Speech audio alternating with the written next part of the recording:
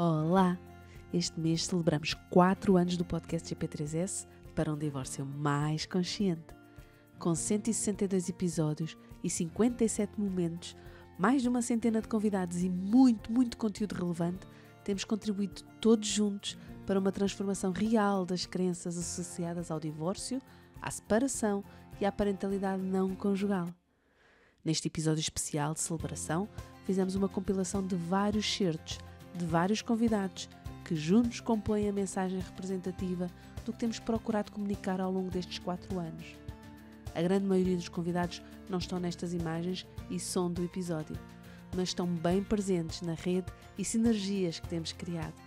Por isso, obrigado a todos e a cada um dos convidados do nosso podcast. Obrigada a todos e a cada um dos ouvintes que nos acompanha e que nos partilha. Fica! Vais gostar!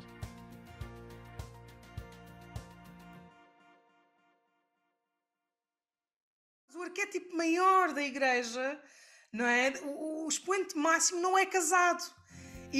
Sabes, e logo a religião foi impor o casamento. E ainda por cima para toda a vida. Isto é efetivamente uma construção que nós vivemos com ela no nosso inconsciente e coletivo. Aliás, vamos viver durante muitos anos porque isto para sair demora... Mas que efetivamente não faz sentido. Não é? Não faz sentido porque nós, enquanto seres humanos, nós não somos essa vida inteira. Não é? Aquilo que é verdade para nós hoje, amanhã deixa de ser. Não é? Então, sim, essa coisa do para sempre é uma coisa que nos fizeram acreditar e que não faz sentido. E eu acho que a maior parte, o grande drama do divórcio hoje em dia tem a ver com isto, com esta desconstrução de que tinha que ser para a vida inteira. Não tem de ser para a vida inteira. A vida inteira é enquanto dura, é enquanto faz sentido, enquanto a gente ama e queremos, não é? E quando deixa de fazer e há que começar um ciclo novo, há que começar alguma coisa nova e desconstruir todas estas crenças de que a religião nos trouxe e que quer dizermos que nós somos muito ateus ou muito isto ou muito aquilo. Na realidade, há um compromisso que assumimos no casamento, como tu estavas a dizer ainda há bocado muito bem, que não precisa de estar ali como se fosse regra e como se fosse lei. Porque não é crime, felizmente, nos divorciarmos. Pelo contrário, é um sinal de liberdade também, não é? Aliás, e eu até acredito que é o sinal também que honra o casamento, porque só é honroso estar numa relação quando eu posso escolher estar nela, porque se eu não posso escolher estar nela, então é uma condenação e portanto, se eu deixo de ter escolha de estar ou não estar, de ficar ou de ir, então não é uma relação. Quantos não ficam, não é? Exatamente por causa disso. Sim. Não conseguem sentir esse poder da liberdade. E a liberdade de ir e a liberdade de ficar, é as duas liberdades. E quando nós também deixamos de sentir a liberdade de ir, é porque também já não temos a liberdade de ficar. E isso é horrível de imaginar, não é? Fica a pensar o que é que se pretende com isso. É o quê? É garantias? É salvaguardar que aquela pessoa não sai dali? Mas é mesmo isso que nós queremos numa relação? É essa salvaguarda que a pessoa não tem saída possível? E isso é horrível de imaginar. Depois, entretanto, a vida vai passando. Eu tenho um problema, uma característica que é, eu tenho muita curiosidade de experimentar e de fazer as coisas, porque eu prefiro fazer e depois não correr bem, por algum motivo voltar atrás, prefiro isso do que viver no eterno como teria sido se. Eu acho que deve ser. E pronto, e depois de ter lido também várias coisas, a maior parte das pessoas que estão às portas da morte é isso que dizem, não é? Do mais se arrependem foi daquilo que não fizeram, ou daquilo porque acharam que não tinham tempo, ou que não tinham dinheiro, ou o que é que os outros iam pensar, e deve ser super angustiante chegar a essa fase da nossa vida e pensar como é que teria sido este filme todo que eu vivi se eu, em vez de ter ido para a direita, tivesse ido para a esquerda, mas fui para a direita por medo quando a minha vontade era ir para a esquerda. Ou seja, nunca vamos saber que vida é que poderíamos ter vivido se tivéssemos respeitado aquilo que sentíamos e a nossa vontade. Portanto, claro, como é óbvio, não é a partir do momento que começamos a fazer isso, que isto é tudo um mar de rosa, é tudo maravilhoso e super fácil e lindo, mas o que eu sinto é que continuamos a viver desafios, mas vivemos os desafios que são corretos para nós e desafios para os quais estamos melhor equipados. Portanto, são desafios que têm a ver connosco e também temos mais energia e mais motivação porque percebemos o porquê daquele desafio. Enquanto se for num caminho que não é o nosso, ficamos desgastados muito mais depressa porque não entendemos o significado daquele obstáculo. Há pouco a partilha dos atos íntimos e dos pensamentos interiores quando se está à beira do fim de uma relação. E isso é mau, porque se o partilharmos, vamos perceber que afinal pensamos todos o mesmo e sentimos todos o mesmo e fizemos todos o mesmo e ficámos todos. E se calhar inventámos também desculpas para ir mais tarde, ou inventámos desculpas para ir não jantar ou almoçar com a família dele ou dela. Todos nós cometemos estes pequenos pecados porque não sabemos, porque a uma determinada altura não sabíamos gerir, não sabemos como fazer, como é que. Porque a verbalização do eu não quero mais isto é difícil, é muito difícil. É a concretização do pronto, é agora. E parecendo que não, inicialmente achamos sempre que foi um falhanço, que é um insucesso, que é um projeto em que se investiu, às vezes muitos anos, e do qual está a deitar fora, o qual está a deitar fora. Essa sensação é legítima e é normal que aconteça, mesmo quando eu já não quero este projeto, mas eu investi tanto nisto. E então investiu, foi bom enquanto durou, não há mal nenhum em já não querer. Eu quero outras coisas. E pior ainda, se eu quero outras coisas e eu não estou bem aqui, eu jamais farei a pessoa que está comigo feliz. Ou seja, não é só um ato de aparente egoísmo, tem de ser um ato também de generosidade. Eu não posso manter esta pessoa ao meu lado quando não lhe dou nem estabilidade, quando lhe minto, quando não estou feliz, quando evito intimidade, quando protelo voltar para casa, quando não lhe respondo bem, quando me sinto em angústia em projetar férias, porque não quero estar aqui. O divórcio não tem de ser uma coisa má. Na verdade, não tem de ser mal feito. Pronto, é mais isso. Não tem de ser mal feito. As famílias têm um ciclo de vida, passam por várias fases, umas mais expectáveis, quando os filhos saem de casa, quando nascem os irmãos, há um divórcio, há uma morte, enfim, são crises menos esperadas, menos desejadas, mas todas elas correspondem a mudanças e exigem naturalmente reorganizações, redefinições de papéis, de regras, de limites. Portanto, são momentos cruciais na vida de uma família. Se bem conseguidos, a família cresce, a família tem aqui um salto qualitativo, muda, mas nesta perspectiva de uma mudança positiva, ou podemos ter o contrário, não é? Famílias que rigidificam, que começa a surgir patologia e, portanto, significa que estão aqui, de facto, com alguma dificuldade em gerir estas crises, estes momentos de mudança ao longo do seu ciclo de vida familiar. Sim, é o tal potencial traumático ou potencial de crescimento, não é? Então, Sim. por onde é que pendem? Porque a minha perspectiva, ou seja, os meus comentários vão sempre na tentativa de dar a perspectiva do bebê. Portanto, se eu fosse um bebê de 2 meses, 3 meses, 5 meses, 6 meses e tivesse os meus pais nesta situação, o que é que eu diria se pudesse falar? Como é que os bebés reagem e falam nestas circunstâncias? Pois os bebés expressam e sentem e pensam de forma não verbal a maior parte das vezes, não é? Sobretudo quando até 1 ano de vida, 1 ano e pouco, e a partir daí de forma ainda não completamente clara em termos verbais, mas eles têm formas de comunicar e capacidade de sentir e de formar relacionamentos íntimos e seguros e de explorar o ambiente e de aprender. Portanto, os bebés têm estas competências. Mas estas competências que eles trazem consigo no nascimento precisam e requerem de cuidados adequados por parte dos seus cuidadores, pois isto é mesmo fundamental para a construção de uma vida saudável, tanto fisicamente como psiquicamente.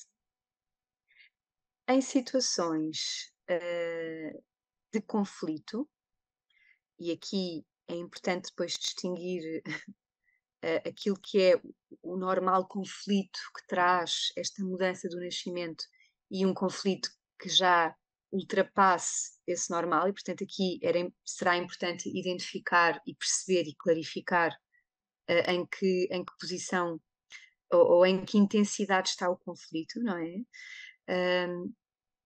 E quanto a isso, voltando um bocadinho ao princípio, é de facto uma fase em que as coisas podem. É uma revolução. E o conflito não é necessariamente. Ou seja, a nossa vida tem conflito, e portanto o conflito é uma coisa que faz parte da vida, e muitas vezes o conflito permite que haja uma nova adaptação, mudanças importantes a fazer, e isto só acontece quando há diálogo, compreensão de parte a parte. Portanto, requer aqui trabalho. O conflito, é bom nós pensarmos que vai implicar aqui uma necessidade de trabalhar sobre questões que não estão bem. E isto vai necessariamente levar-nos aqui a um ponto em que é preciso conversar sobre as dificuldades. E logo aqui nós sabemos que há muitas dificuldades, muitas vezes por parte da mãe em pedir ajuda, por parte do pai em verbalizar que se sente excluído. Eu estou a fazer assim um bocadinho de clichê, porque são às vezes as coisas mais comuns que vão aparecendo na dinâmica de um casal que se torna pai e mãe, e portanto há o nascimento aqui também de um subsistema coparental. E estes conflitos é bom, e muitas vezes resolvem-se, até com apoio de família, ou não, ou podem se intensificar, ou podem durar mais ou menos tempo, e isto pode persistir, ou pode ir, de facto, as famílias vão encontrando aqui estratégias e alternativas para ir lidando com isto, que é o que acontece na maior parte dos casais, certo? Portanto, isto, a pessoa, o pai, a mãe, passam a maior parte das vezes por estas situações e ultrapassam as dificuldades e conseguem dar continuidade a um processo de desenvolvimento normal e de acudir às necessidades do bebê enfim, isto é feito. Nós estamos preparados para isto, ok? Estamos preparados para conseguir sobreviver, e não só sobreviver, viver bem com isto. O problema é quando estas coisas ganham uma intensidade de conflito aberto ou de conflito manifesto. Aí é preciso talvez tentar perceber um bocadinho melhor o que é que se passa e tentar apoiar o melhor possível. Quando o poder de negociação se perde por algum motivo, e há de facto, chegamos aqui a um ponto de ruptura, ou seja, de separação, pode ser problemático, porque muitas vezes o que é que acontece? Sobretudo nas situações em que há conflitos e disputa de custódia. O que é que nós vemos a maior parte das vezes? É que as necessidades dos bebés são muito frequentemente negligenciadas em detrimento das prioridades e dos direitos dos pais. Não são tidas em consideração as necessidades do bebê, são esquecidas, são negligenciadas, não são tidas em conta. E nesta altura, às vezes pode ser importante identificar, nomear, dar a conhecer, especificar novamente as necessidades e os direitos do bebê pequenino, pensando em situações sociais onde isto de facto tenha um impacto maior, mas também numa situação de separação e de divórcio, porque isto é uma situação, pode ser uma situação de stress para um bebê. E porquê? Porque um bebê está numa fase do seu desenvolvimento em que precisa, sobretudo, de continuidade, de consistência, de cuidado, de proximidade. Isto são necessidades básicas do bebê e que precisam de ser atendidas nestes momentos, e quando não são, isso vai ter prejuízo para o bebê. E portanto, quando nós falamos assim genericamente em situações de divórcio, há muitas coisas que cabem nesta situação, porque o divórcio, a separação, pode ser de facto uma experiência também ela disruptiva, na medida em que causa mudança, em que é geradora de mudança, mas não tem que ser traumática. Não tem que ser traumática. E para não ser traumática, parece-me que é preciso haver diálogo, poder de negociação, cedência de parte a parte, com conhecimento do que são as necessidades do bebê. Habitualmente, não é? Defendemos os nossos clientes dentro dos limites daquilo que é a lei. Aqui, isso parece-me que não basta. e não basta porque, efetivamente, eu posso patrocinar os interesses do meu cliente sem ofender a lei, ou sem ofender a lei ostensivamente, mas posso estar, efetivamente, a prejudicar a criança, que, no fundo, em meu entender, aquele que é o meu principal cliente, chamemos-lhe assim.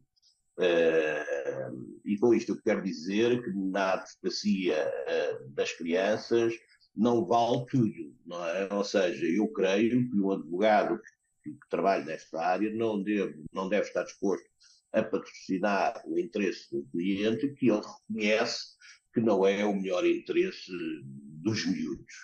E eu creio que isso é algo que todos nós que trabalhamos nesta área devemos estar, em alguma medida, imbuídos. É óbvio que nem sempre é fácil, não é? Nem sempre é fácil perceber quando temos um cliente que quer restringir os contactos com o outro progenitor, se efetivamente estamos perante uma preocupação legítima, não é? E estamos perante uma tentativa de defender a criança, ou se estamos apenas a dar voz a um despeito a alguém que ainda não conseguiu pôr para trás a relação conjugal, não é? E está a usar o miúdo como uma arma de arremesso. Obviamente que isso nem sempre é fácil, mas sempre que temos essa percepção, eu creio que devemos agir em conformidade numa forma pedagógica, não é? Porque muitas vezes, lá está, as próprias pessoas estão tão embrenhadas no conflito parental, estão tão absorvidas pela separação. Afinal de contas, a separação é, creio eu, dizem os psicólogos, lá está, que é um dos eventos mais traumáticos que pode passar uma pessoa. Se calhar necessitam de alguém que lhes, enfim, que lhes elucide que a conduta A ou a conduta B pode não ser a melhor para os miúdos. E não há dúvida que nós, os advogados, temos uma influência muito grande sobre os nossos clientes, o que significa que também temos uma influência muito relevante naquela que poderá ser o desfecho do processo.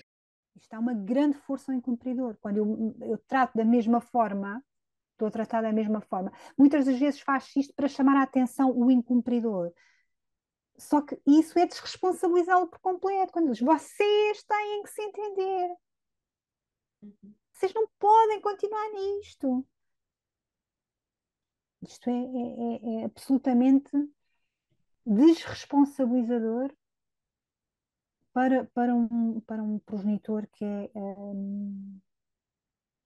negligente, conflituoso, abusivo.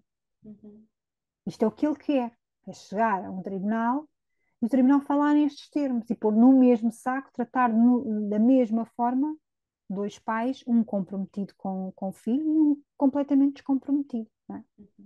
Sim. Portanto, sabes que tu estás a falar nos tribunais porque lá está, mas não é só nos tribunais. Muitas vezes chegam ao tribunal, é isso, a questão é que quem chega a tribunal muitas vezes são quem tem dinheiro para viver nesta litigância e consegue sustentar financeiramente estes processos e tudo que acarreta. Ou então quem não tem mesmo dinheiro. Ou quem não tem mesmo. E isso também é preciso falar-se, embora eu sei que possa ser sensível, mas também é preciso falar-se. Pessoas que têm pouco dinheiro ou apresentam poucos rendimentos, não quer dizer que não tenham, apresentam poucos rendimentos, têm direito ao apoio jurídico e depois faz com que aquilo então sai-lhes a nada, sai-lhes a custo zero e vale tudo, é um massacre. E isto também acontece, nós já assistimos mais do que uma vez, Marcela, e quão danoso isso pode ser, não é? Não só porque como não tem custo zero, portanto vão com tudo às vezes que lhes apetecer, e a outra pessoa muitas vezes não tem, porque não tem o perfil de andar a esconder rendimentos, de andar a fazer estes joguinhos que estas pessoas, por terem uma personalidade altamente conflituosa, por terem muitas vezes, também é importante dizer, perturbações da personalidade, têm esquemas de funcionamento que o comum das pessoas e dos cidadãos responsáveis não tem, não é? E, portanto, depois têm acesso a este tipo de ajudas que ainda lhes facilita mais, aquilo é uma autoestrada direta ao tribunal e a judicializar qualquer questão e que é de um desgaste brutal. E isto também acontece. O que é que não vai tanto para os tribunais? Pessoas com um rendimento mais médio, não é? Em que o dinheiro para fazer face às necessidades, muitas vezes o dinheiro é mesmo necessário e as pessoas pensam 2 ou 3 vezes antes de avançarem para o tribunal. E, portanto, não quer dizer que lá porque não vai para o tribunal então não é contencioso. Também há algumas famílias com parentalidade contenciosa que não chegam aos tribunais por falta de recursos financeiros muitas vezes. Mas fazem-no na mesma, no contexto escolar, sente-se, no contexto hospitalar, médicos de família, centros de saúde, assiste-se a isto, nas escolas assiste-se a isto, e as educadoras, os professores, os psicólogos estão permanentemente em contacto com estas famílias. Quando tu estás a fazer essa descrição de o vocês e o têm que se entender, eu tenho aquela urticária grande com o têm que se entender, tu sabes, não é? Porque quando estamos perante alguém que naturalmente vai para uma parentalidade contenciosa, a pessoa não quer entender-se, não quer arranjar entendimento. E nós, quem não quer essa parentalidade contenciosa, por muito que se esforce a tentar entender, não vai conseguir entender, porque a lógica por detrás deste funcionamento é uma lógica sem lógica. É uma lógica que o comum dos mortais, bem de saúde mental, bem emocionalmente, bem espiritualmente, bem nas suas relações, não consegue perceber nem entender aquele funcionamento. E então é super desgastante estar a convidar as pessoas para entender lá, pelo menos se calhar sou eu, Marcela, agora estou aqui a usar, porque para mim entendimento é entender, eu entendo-te, eu posso não concordar contigo, mas eu entendo-te, eu compreendo. Vamos lá arranjar forma de nos compreendermos mutuamente, de nos entendermos. E muitas vezes isso é uma luta totalmente inglória, estamos a pedir o impossível às pessoas, porque às vezes não dá mesmo para entender. Não dá. O meu convite costuma ser, mais do que entender, porque às vezes não dá mesmo, nós vamos ter que arranjar a forma de funcionar. É isso, Mafalda. E é no momento de intervenção, se as pessoas chegaram a um tribunal, é porque não se entenderam. Pode ter sido porque não tentaram, pode ter sido, mas não conseguem. Mas não conseguem, não interessa. Agora, o que nós temos certo é que elas não se conseguiram entender, porque senão elas não iam parar a tribunal. E é por aqui que temos que começar a trabalhar. Então, mais do que isso, concordo em absoluto. E acho que isso que tu disseste é a regra de ouro. E devia estar assim, então, em bandeirado, não é? Temos que encontrar um modo de funcionamento. Se vão entender ou não, é indiferente. Era ótimo. Se entendesse era bom, mas não é tão importante entender. Claro que no mundo ideal, com a parentalidade ideal, com as pessoas ideais, mas às vezes o conseguirmos funcionar juntos, às vezes pode ser a porta de entrada para mais tarde nos conseguirmos entender. O contrário é mais difícil. Remeteste-me para uma ideia muito importante. Porque é que às vezes as pessoas dizem que a parentalidade conjugal é mais fácil que a não conjugal? É porque, tipicamente, na conjugal, independentemente, podem não se entender, mas arranjar uma forma de funcionamento. E aqui no nosso contexto de divórcio, eu também sinto que os estereótipos e os preconceitos continuam a impedir muitas pessoas, por um lado, de decidirem quando acham que é o melhor para si divorciarem-se, ou quando o fazem, ficarem ainda muito amarrados e muito presos a essa dor ligada ao preconceito e àquilo que é uma família convencional e uma família bem-sucedida. É um assunto muito importante para mim. E de uma certa forma muito emocional, e eu vou explicar porquê. Porque os meus pais não se davam bem. Discussões cruéis que eu testemunhei em criança, uma certa violência emocional entre os dois teria sido muito melhor para nós, as crianças, e para eles, se eles estivessem divorciados. Porque eram, de facto, duas pessoas inteligentes e sensíveis, com capacidades, e daí eu percebi a importância de divórcio. É a altura de reconhecer que essa família perfeita não existe.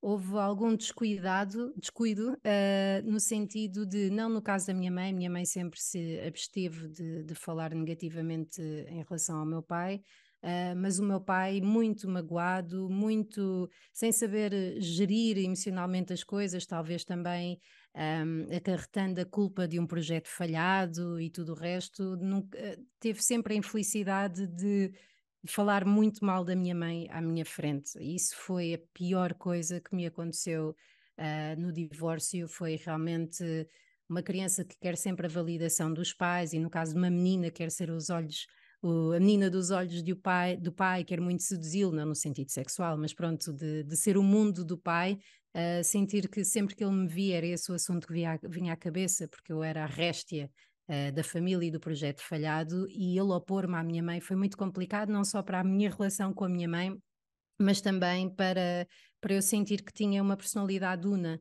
que nós não temos. A nossa personalidade muda na relação com o outro, não é? Sabemos disso, mas fica ainda mais fragmentada, e isso dificultou muito ter uma boa relação com o masculino e com o feminino, mesmo como hoje em dia. Estou a falar muito, desculpa. Não, Mas tens de não. buscar uma pessoa da rádio, lixas-te.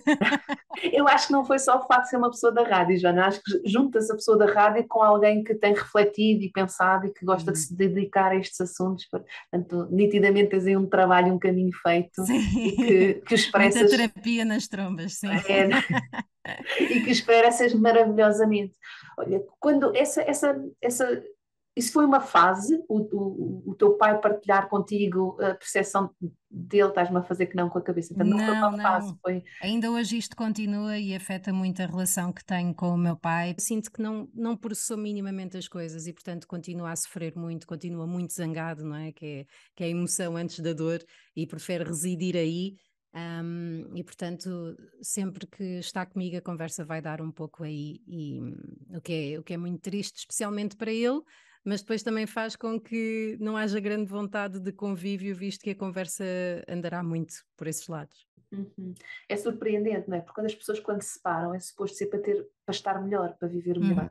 E uhum. depois passam 10 anos, 20 anos, 30 anos, e as pessoas ficam na mesma. Tudo aquilo que poderia ser o benefício de uma decisão que é dura, que é difícil, que tem impacto, mas depois pode trazer os benefícios a posteriori, acaba por nunca chegar, não é? E aquilo que poderia ser uma mudança efetiva na nossa vida, acaba por ser um arrastar, não é? Sim. O Pedro e o João é que são as crianças aqui. Eu e o pai dele somos os adultos desta relação, não é? E então, quando vem aquela vontade minha de acertar, tem que passar reta, trava-te lá, que isto não faz de ti boa pessoa e muito menos faz de ti a adulta, não é? Isto é, estás a ser uma criança e, portanto, recuo, peço desculpa quando acho que fiz alguma coisa que seja para, que me deva levar ao pedir desculpa.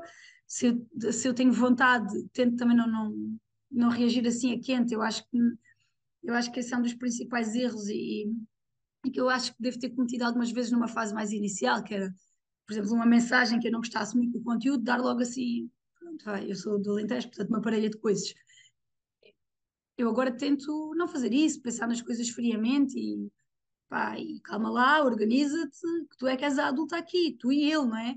Depois é pensar, ok, o que é que isto que eu vou dizer ao pai deles, que consequências é que isto pode vir a ter nos meus filhos? A brincar, isto pode ter uma consequência muito direta na qualidade de vida dos meus filhos, né? Eu gosto de poder ir com o pai deles às reuniões do colégio, de estarmos lá os dois. Gosto que no dia da família eles tenham lá a mãe e o pai, porque na vida que eu tenho e na hora que eu saio do trabalho, isso é o que eu consigo, não é? E agora, o facto de eu sair tarde do trabalho não significa que me demito da responsabilidade de ser o melhor que consigo para eles e de lhes ler a história antes de dormir e de perguntar como é que foi o dia e de estar ali com eles e como eu saio às 8, tento-lhes fazer a sopa fresca, e depois é fresca porque está congelada e eu vou descongelando, não é? Mas, sei lá, eu não. Ser imperfeita nunca significou demitir-me das minhas responsabilidades enquanto mãe ou daquilo que eu acho. Eu não sou tonta, não é? Eu leio, eu sei o que é parentalidade consciente, eu sei. E eu tento ser sempre. Pá, só que às vezes a vida não ajuda e o que acontece é que eu tento muito, já deixei foi de me culpar ao extremo quando não consigo. Lá está, tento sempre. O divórcio não pode definir a nossa identidade, nem como mães ou pais que se divorciam, nem como filhos. É mais um processo de vida que tem de ter o seu devido cuidado, a sua devida reflexão, como em todos os outros processos da nossa vida, visto que também, além de sermos pessoas e de contribuirmos para este mundo, somos pais. Portanto, tudo aquilo que nós não resolvermos ou não processarmos vai passar de uma maneira ou de outra para a criança, que se poderá identificar connosco e repetir padrões ou não refletir, ou então poderá fazer o oposto. Portanto, há que ter cuidado, há que ter carinho e disponibilidade, que nem toda a gente tem esse espaço de cabeça, não é? O próprio divórcio pode ser um grande compromisso. E um compromisso sério e verdadeiro e honesto. Às vezes mais do que alguns casamentos. Podemos nos separar num compromisso profundo para connosco e até para com o outro. Não sei se aqui tem mais a ver com consciente e com inconsciente do que com casado e divorciado, ou com comprometido ou descomprometido, sabes? Porque pode ser o próprio divórcio pode ser um grande compromisso. E um compromisso sério e verdadeiro e honesto. Às vezes mais do que alguns casamentos. Não é? Ok, vou-te continuar a respeitar, vou continuar a gostar de ti, vou continuar a gostar da nossa história, vou continuar a lembrar-me da importância que tiveste para mim, vou continuar a achar que foste uma pessoa que me marcou a minha vida e não vou querer denegrir isso só para não me doer menos o afastamento, ok? Ou manter-me num casamento em que eu me mantenho de facto esse compromisso de ficar, mas desconectado da liberdade e da verdade e do amor e do respeito e do que tu representas para mim. Uma família feliz, para mim, é uma família onde há espaço para nós sermos quem somos, onde há espaço para as nossas emoções, para as nossas necessidades, para as nossas opiniões, para os nossos desejos, e onde possamos exprimir isso, seja quais forem, sem sermos julgados por isso, sem termos medo de sermos castigados, sem sermos medo de haver consequências por nós nos estarmos a sentir mal, ou entre aspas por estarmos mal. E estou a falar de pais e filhos, obviamente. Também eu costumo dizer que conflitos, frustração, irritação, birra, faz tudo parte de uma infância feliz, ou seja, faz tudo parte de uma família feliz também. E feliz neste sentido que há espaço para essas coisas, para essa expressão. E depois, claro que nós pais temos a função de guiar e que assegurarmos que essa expressão seja uma expressão saudável, tanto para a criança como para as pessoas à sua volta. Mas feliz para mim é isso, é uma família feliz, é onde há esse espaço.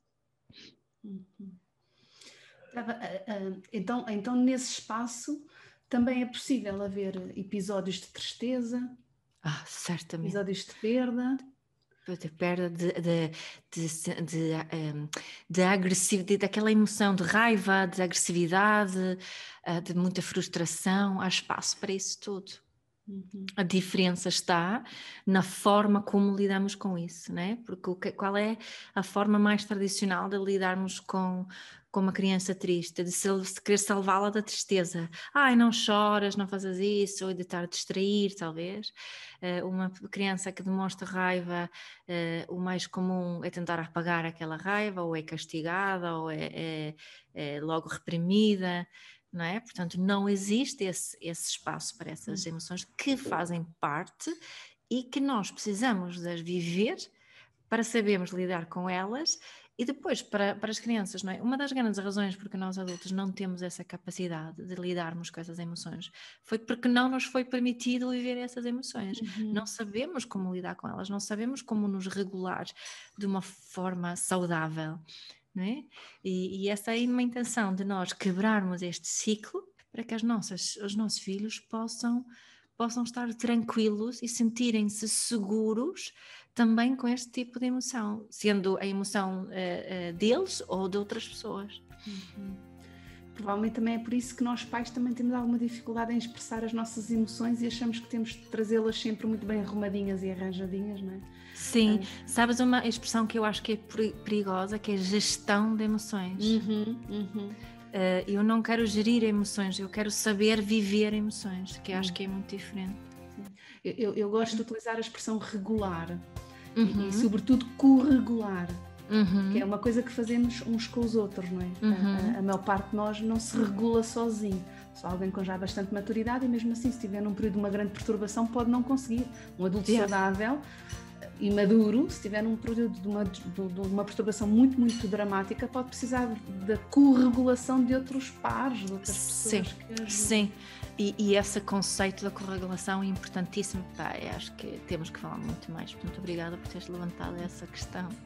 Mas acima de tudo, lembrem-se da vossa prioridade. Isto é como nos aviões. A prioridade deve ser a vossa felicidade, para conseguirem também pôr a máscara na vossa criança a seguir. Portanto, vocês não promovem o divórcio, vocês promovem a capacidade de reflexão sobre a própria felicidade. É só isso. Sim. Sabes como nos podes presentear neste aniversário? Acionando o sininho e classificando o podcast. O que achas? Alinhas?